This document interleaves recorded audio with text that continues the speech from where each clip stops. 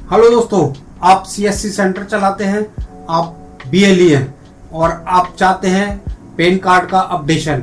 किसी के pan card में कोई प्रॉब्लम है, कोई अपडेशन करना है, उसका नाम गलत हो गया है या डेट ऑफ बर्थ गलत हो गई है या उसके फादर के नेम में कुछ गड़बड़ हो गई है या उसका एड्रेस सही करना है, तो आपको पैन कार्ड को सही करना है।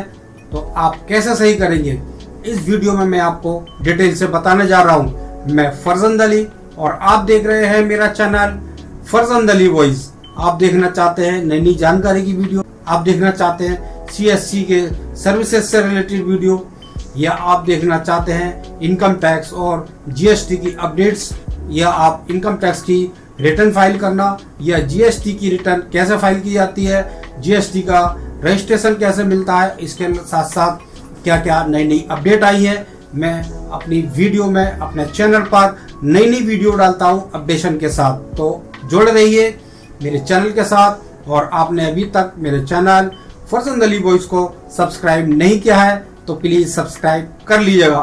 तो आइए अब मैं लौटता हूं अपने टॉपिक के ऊपर और मैं आपको बता रहा हूं कि आप सीएससी सेंटर चलाते हैं, आप बीएलई हैं, तो किस तरह से पैन कार्ड के अपडेशन का फॉर्म जमा कर सकते हैं। चलिए अब मैं आता हूँ स्क्रीन पर और स्क्रीन पर बताऊंगा कि आप किस तरह से इसको अप्लाई करेंगे। अब हम आ गए हैं स्क्रीन पर। पहले हम फोटो और सिग्नेचर को रिसाइज करेंगे। उसके लिए हमें गूगल पर जाना है और गूगल पर यहाँ सर्च करेंगे फोटो रिसाइज फॉर NHDL। यहाँ पर देखिए photoresizer.net लिखा हुआ है, यहाँ पर हम क्लिक करेंगे, स्क्रॉल डाउन करेंगे, यहाँ पर लिखा हुआ है click here to select file. या फोटो को सिलेक्ट करेंगे जो हमें रिसाइज करना है, ओपन पर क्लिक करेंगे और फिर स्क्रॉल डाउन करेंगे। ये देखिए यहाँ नेक्स्ट लिखा हुआ है, नेक्स्ट पर क्लिक करेंगे और यहाँ डन पर क्लिक करेंगे और फिर इसके बाद यहाँ पर नेक्स्ट लिखा हुआ है, यहाँ पर क्लिक करेंगे। अभी हमारा फोटो रिसाइज हो गया और यह डाउनलोड लिखा हुआ है, यहाँ पर क्लिक करेंगे और फिर इसको हम सेव कर लेंगे। मैंने सेव कर लिया। अब हम सिग्नेचर को रिसाइज करेंगे। सिग्नेचर को रिसाइज करने के लिए हम यहाँ पर गूगल पर जाएंगे दोबारा से, फिर यहाँ सर्च करेंगे signature resize for NHDL, enter करेंगे और ये NHDL pan card signature resizer लिखा हुआ है, यहाँ क्लिक करेंगे और स्क्रॉल डाउन करेंगे। यहाँ click here to select file लिखा हुआ है, यहाँ क्लिक करेंगे, सिलेक्ट करेंगे हम सिग्नेचर को और ओपन पे क्लिक करेंगे, स्क्रॉल डाउन करेंगे, नेट पे क्लिक करेंगे और नेक्स्ट पे क्लिक करने के बाद डन लिखा हुआ है, यहाँ पर क्लिक कर देंगे और फिर स्क्रॉल डाउन करेंगे, फिर इसको नेक्स्ट पे क्लिक करेंगे, फिर स्क्रॉल डाउन करेंगे। ये देखिए हमारे कंप्रेस हो रहा है और ये देखिए हमारा सिग्नेचर भी रिसाइज हो गए और ये डाउनलोड लिखा हुआ है, यहाँ डाउनलोड पे क्लिक करेंगे और इसको सेव कर लेंगे। और ये हमने सेव कर लिया तो हमारे सिग्नेचर और फोटो दोनों सेव हो गए। जब हमारे सिग्नेचर और फोटो NHDL के अकॉर्डिंग बन जाते हैं, उसके बाद फिर हम CSC की ID को लॉगिन करेंगे और लॉगिन करने के बाद पर सर्च बार दिखाई दे रहा है, सर्च बार में हम सर्च करेंगे NHDL पैन सर्विसेज। अब यहाँ पर लॉगिन विद डिजिटल सेवा कनेक्ट लिखा हुआ है, यहाँ पर क्लिक करना है।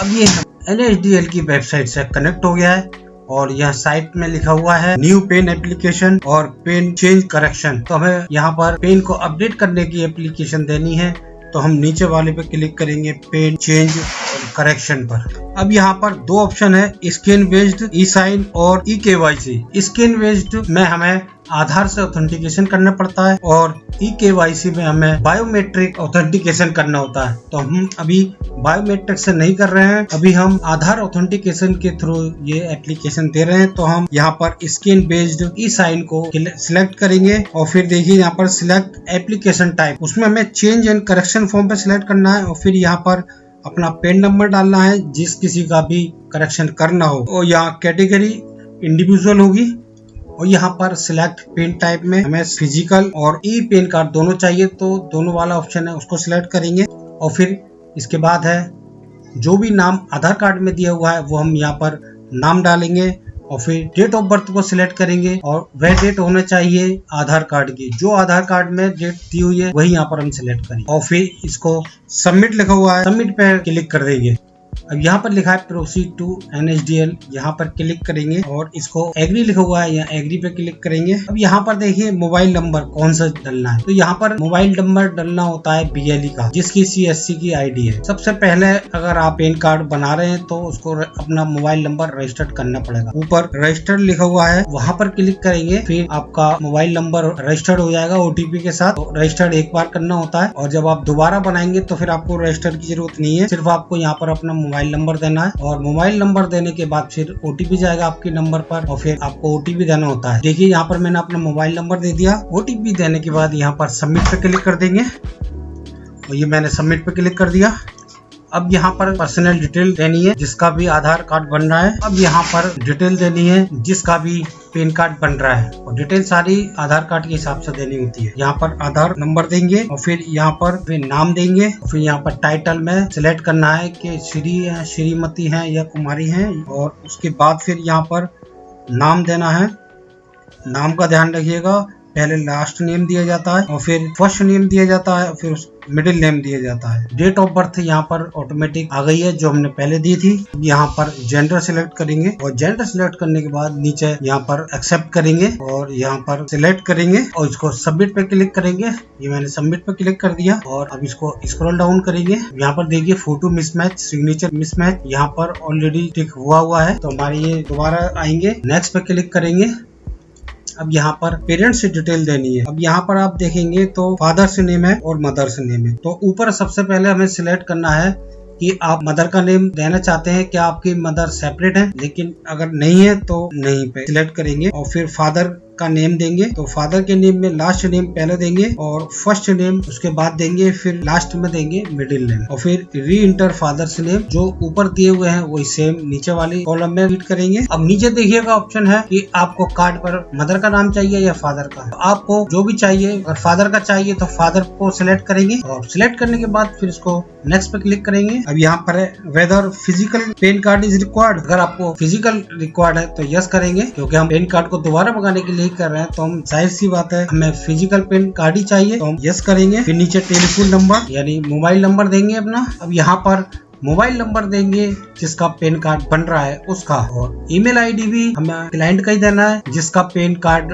करेक्शन हो रहा है। अब यहाँ पर एड्रेस फॉर कम्युनिकेशन में आपको सिलेक्ट करना है कि आपको कॉरेस्पॉन्डेंस एड्रेस आपको ऑफिस का रखना है या रेजिडेंस का। तो मेरे केस में रेजिडेंस का है तो मैं रेजिडेंस को सिलेक्ट करूंगा। आपको रेजिडेंस एड्रेस में वही एड्रेस देना है जो कि आपके आधार कार्ड पर है, क्योंकि अगर आप अलग एड्रेस देंगे तो फिर आपका पैन कार्ड है वो रिजेक्ट हो जाएगा एड्रेस मिसमैच के केस में। अब आपको एड्रेस में पूरा एड्रेस देना है, फिर स्टेट को सिलेक्ट करना है और फिर आपको पिन कोड देना है। इस तरह से मैंने एड्रेस दे दिया, पिन कोड डाल दिया। अब इसके नीचे अगर आपके पास एक से ज्यादा पेन नंबर है तो जो पेन नंबर आपको सरेंडर करना है या कैंसिल करना है तो उसका यहाँ पर नंबर देंगे और फिर यहाँ पर नेक्स्ट लिखा हुआ है, यहाँ नेक्स्ट पे क्लिक कर देंगे। अब यहाँ पर proof of identity, proof of address और प्रूफ ऑफ DOB और तीनों में यहाँ पर हम आधार कार्ड को सिलेक्ट करेंगे क्योंकि हम आधार कार्ड लगा रहे हैं। अब यहाँ पर हम देखिए फोटो को, सिग्नेचर को और जो हमारे डॉक्यूमेंट है उनको अपलोड करना है। हमने जो फोटो रिसाइज किए थे वही यहाँ पर अपलोड करने हैं। उसके लिए हमें यहाँ पर चूज फाइल लिखा हुआ है, यहाँ पर क्लिक करना है और चूज फाइल क्लिक करने के बाद यहाँ सिलेक्ट करना है जो भी हमारा फोटो है जो हमने रिसाइज किया है और फिर सेव पे क्लिक करना है। फिर उसके बाद अपलोड लिखा हुआ है, यहाँ पर क्लिक करेंगे तो ये हमारा फोटो अपलोड हो जाएगा। फिर उसके बाद फिर हमें सिग्नेचर को अपलोड करना है तो यहाँ सिलेक्ट फाइल लिखा हुआ है, वहाँ क्लिक करना है और फिर हमें जो सिग्नेचर है हमने रिसाइज किए थे उसको सिलेक्ट करना है और फिर ओपन करना है। ओपन करने के बाद ये सिग्नेचर यहाँ पर आ जाएंगे और फिर हमें अपलोड लिखा हुआ है वहाँ पर क्लिक करना है। तो ये हमारे देखिए फोटो और सिग्नेचर दोनों अपलोड हो गए हैं और इसके बाद हमें फिर अपना डॉक्यूमेंट अपलोड करना है। डॉक्यूमेंट में आपको पुराना पैन कार्ड लगाना है और आधार कार्ड लगाना है, दोनों की कॉपी स्कैन करके। और ये फाइल हमारी 300 KB से ज्यादा नहीं होने चाहिए। इसके बाद नीचे लिखा हुआ है प्लेस में आपका जो शहर का नाम है वो यहाँ डालेंगे और डेट यहाँ पर लिख जाएगी और फिर नेक्स्ट पे क्लिक कर देंगे। अब ये देखिए नेक्स्ट करने के बाद फिर हमारा ये डेटा आ जाएगा सारा जो हमने फीड किया हुआ है। अब यहाँ पर हम चेक करेंगे कि हमारे कहीं पर कोई गलती तो नहीं है।